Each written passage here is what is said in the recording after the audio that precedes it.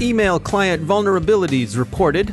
Worries about Russian and Chinese software and hardware vendors. Security and trade policy notes. FinFishers found used in Turkey. The data scandal that brought down Cambridge Analytica moves to the University of Cambridge, but there the issues seem to be security, anonymization, and possible oversharing. Adobe and Samsung issue patches, and a California high school student is accused of phishing for grade books.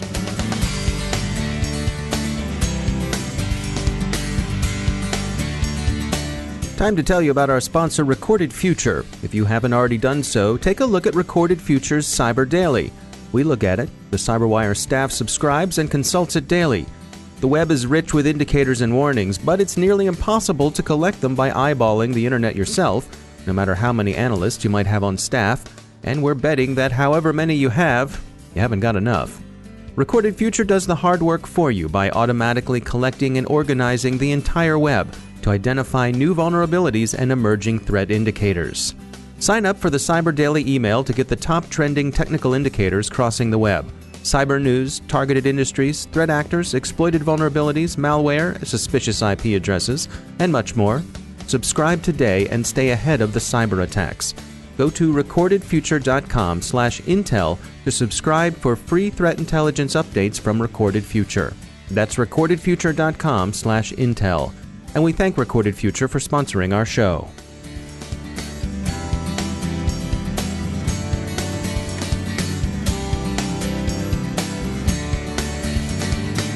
Major funding for the CyberWire podcast is provided by Cylance. From the CyberWire studios at Data Tribe, I'm Dave Bittner with your CyberWire summary for Tuesday, May 15th, 2018.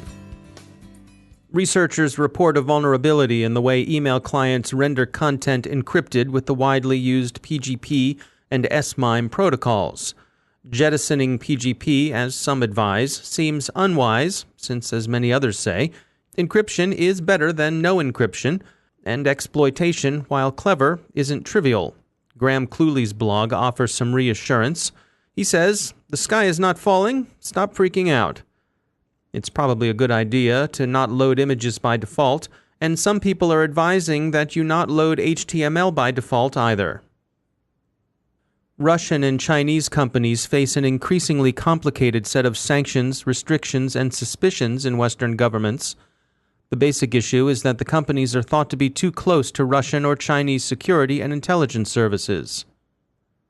The U.S. administration's expressed intent to relax sanctions against China's ZTE has come under criticism from observers who see ZTE products as a security threat. U.S. intelligence officials have expressed security concerns about both ZTE and Huawei devices, and the Department of Defense has ordered a halt to sales of ZTE devices in military exchanges. The U.S. Department of Commerce recently banned ZTE from purchasing U.S. components and software, mostly Qualcomm chips and Android software, which amounted to a near-corporate death penalty. The department's decision was a response to ZTE's evasion of international sanctions against Iran, North Korea, and a handful of other countries. The U.S. administration's gesture towards a lifeline for ZTE draws criticism from those who see ZTE as a security threat, and not merely a sanctions evader. President Trump is in the process of negotiating some form of reprieve, which he's indicated will be part of larger trade negotiations with China. Probably security negotiations, too. It's perhaps worth noting that China is closely interested in upcoming U.S. talks with North Korea.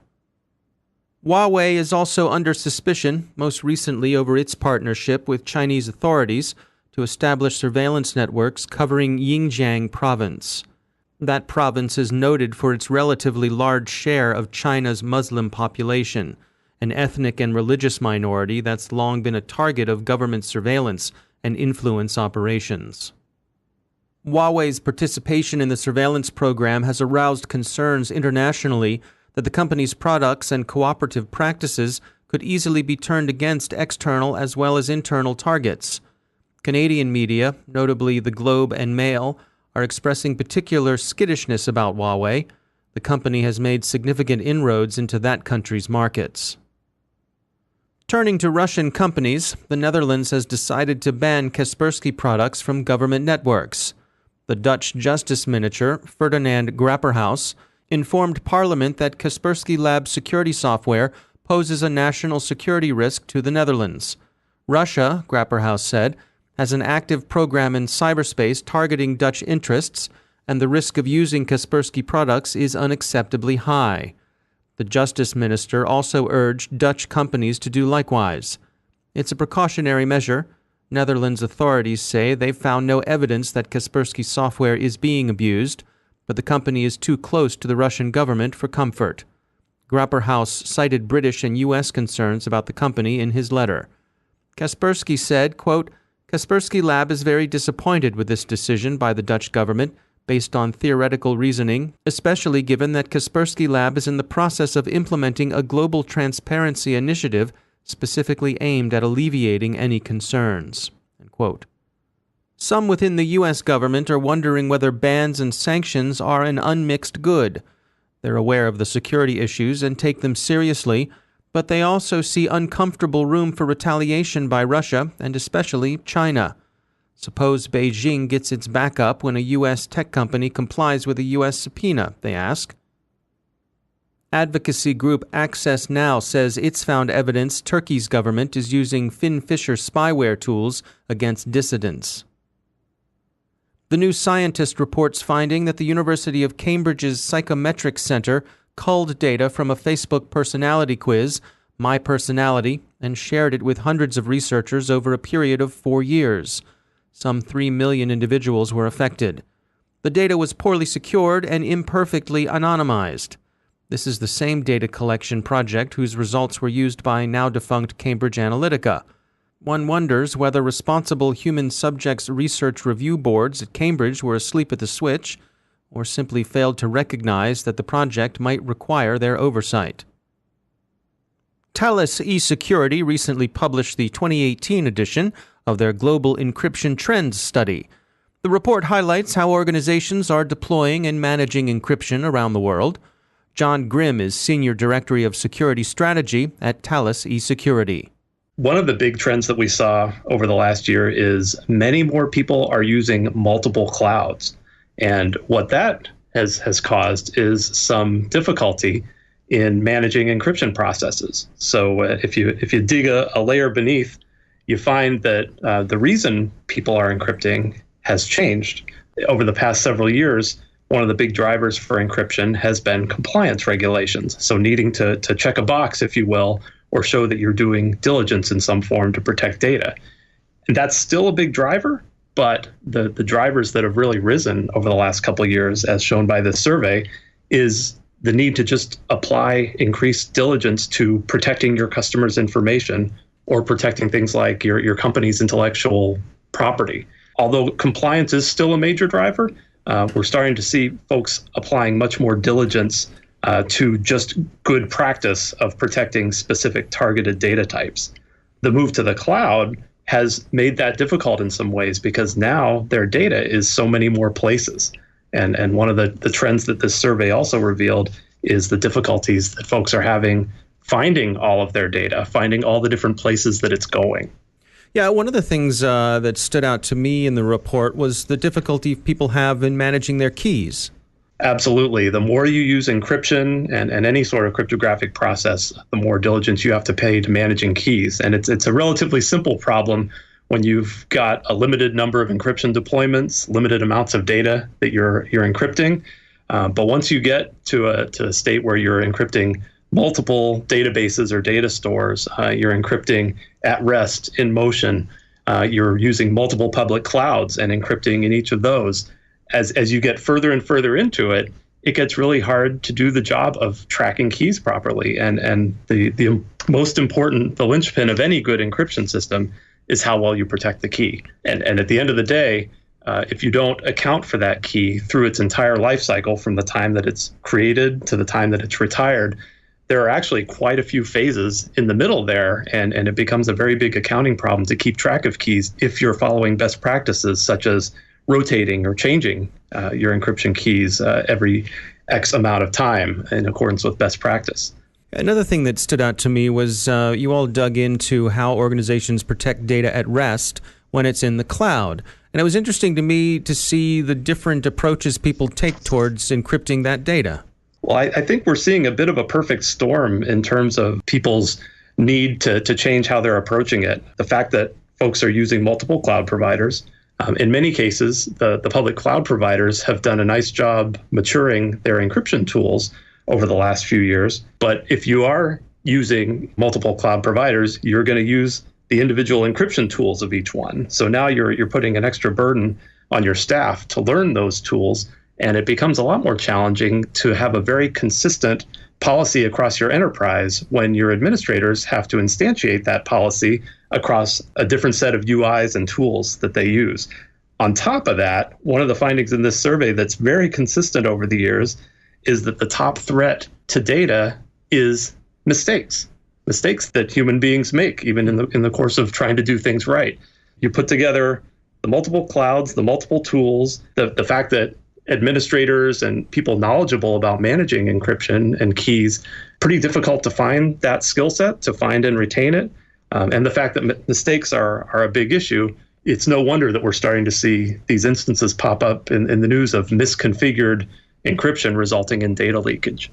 That's John Grimm from Thales eSecurity. You can find the complete report, the 2018 Global Encryption Trends Study, on their website. Adobe yesterday patched 47 vulnerabilities in Acrobat and Reader. The products affected include Windows and macOS versions of Acrobat DC, Consumer and Classic 2015, Acrobat Reader DC, Consumer and Classic 2015, Acrobat 2017, and Acrobat Reader 2017. Samsung also patched, stopping 6 critical bugs in its handsets. In a little bit of welcome good news, researchers at the University of Florida have tested a method of detecting cloned fraudulent gift cards at the point of sale by the unstable jitter that cloning introduces.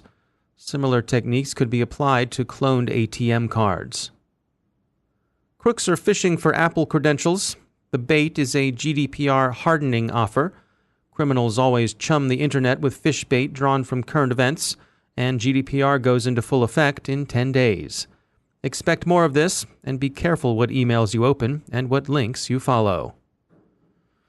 Finally, a California high school sophomore is facing 14 felony counts for getting some teachers or teacher to enter their online gradebook credentials into a bogus site. He's said to have changed grades for several students, raising some and lowering others, but he didn't get to his own transcript before the Concord, California Police Department got to him. The student who was arrested is a minor, just 16, who apparently did it for the lulz, and we won't repeat his name. The kid did go to a local TV station and say that fishing the Mount Diablo Unified School District was like taking candy from a baby. He says he did so because he did kind of want to give awareness to cybersecurity. We sympathize with his aggrieved family. As his father put it, quote, "I'm frustrated he did this, and I don't want him in juvenile hall." End quote. An interesting side note, the police used a dog to sniff out the location of an SD card hidden in a tissue box. Like we said, we won't mention the youth's name, but we will give a shout out to the dog, a pleasant-looking lab named Doug. He's got a nose for removable storage devices, so good dog, Doug.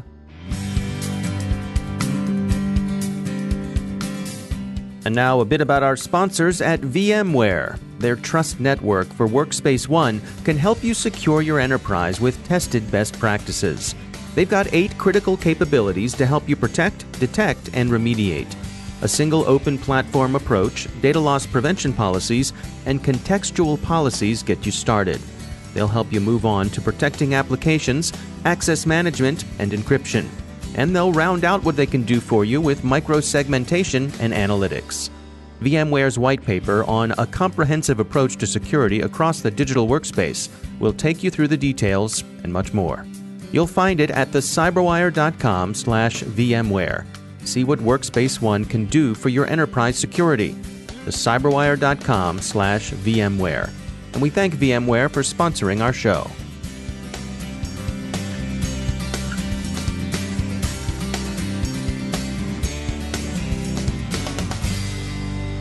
And joining me once again is Ben Yellen. He's a senior law and policy analyst at the University of Maryland Center for Health and Homeland Security. Ben, welcome back. We had a story come by from NPR, and this was it was called "A Needle in a Legal Haystack Could Sink a Major Supreme Court Privacy Case." Lots going on here. It involves Microsoft and data stored overseas. Fill us in. What's going on? So there was this very prominent Supreme Court case came up for oral arguments, I think in January. Microsoft has a data storage facility in Ireland, and the U.S. sought and obtained a warrant to collect information that was housed at this facility. And Microsoft is trying to argue that that warrant is not applicable to data that's stored overseas. Went in front of the Supreme Court. We don't have a decision yet, but just sort of based on the legal analysis that I saw, oral argument went very, very poorly for Microsoft. It kind of looked like they were going to lose. Enter Congress, who steps in before this case is even decided, and they pass, as part of a much larger omnibus spending bill, what's called the Cloud Act. And of course, it has one of those clever acronyms, clarifying clarifying lawful overseas use of data. And this would sort of make the Microsoft v. United States issue moot. And what the act does is it gives an incentive to our government and to foreign governments to make bilateral one-on-one agreements that would allow the tech companies to honor court-approved search warrants. So it would encourage the United States to make some sort of agreement with Ireland where they would agree under which circumstances a U.S. warrant would apply at an Ireland facility. The way they're able to enforce this is they say that if the company does not come up with some sort of bilateral agreement with an overseas territory, then the presumption is that the warrant is valid and that the company would have to execute the warrant. So that's how they're going to try to enforce this legislation. So there are a couple of issues here. One is sort of more of a transparency issue. This piece of legislation has been in the works for a while in Congress, but it was tucked into a 2,100-page omnibus spending bill. People just didn't really realize that the act had been incorporated into the bill, so there was really no time for public consideration or public comment. And, I think that's pretty detrimental to both transparency and potentially the long-term outlook of this legislation. Having said that, I think the tech companies support this because it avoids the worst case scenario where in all circumstances they have to abide by U.S. law enforcement warrants. They can come up with these extraterritorial agreements. And it also sort of passes the burden on to the government. They can tell their customers, now according to this Cloud Act, if there isn't some sort of agreement, we do have to hand over your data, even if it's stored overseas. That might help them blunt the publicity hit if they say, the government passed this law, they're forcing us to do it. What's very interesting to me in terms of future outlook is what's going to happen with the Supreme Court case. The Solicitor General's office under the Trump administration filed a petition with the court. It was basically just an amicus brief, so a friend of the court brief arguing why this particular case should be moot in light of the new legislation. And we'll see if that impacts the court's decision, if they decide to dismiss the case, or if they decide to qualify their opinion based on this new information that they have. But I think it was certainly surprising that Congress, which, as we know, doesn't really do anything, was able to get its act together, even if it was what amounts to a footnote in a large piece of legislation to address a very live legal problem. All right, we'll keep an eye on it. Ben Yellen, thanks for joining us. Thank you. And that's the Cyberwire. Thanks to all of our sponsors for making the Cyberwire possible, especially to our sustaining sponsor, Cylance. To find out how Cylance can help protect you using artificial intelligence, visit Cylance.com. And Cylance is not just a sponsor, we actually use their products to help protect our systems here at the Cyberwire. And thanks to our supporting sponsor, VMware, creators of Workspace ONE Intelligence. Learn more at vmware.com. The Cyberwire podcast is proudly produced in Maryland out of the startup studios of Data Tribe, where they're co-building the next generation of cybersecurity teams and technology. Our show is produced by Pratt Street Media with editor John Petrick, social media editor Jennifer Ivan, technical editor Chris Russell, executive editor Peter Kilpie, and I'm Dave Bittner. Thanks for listening.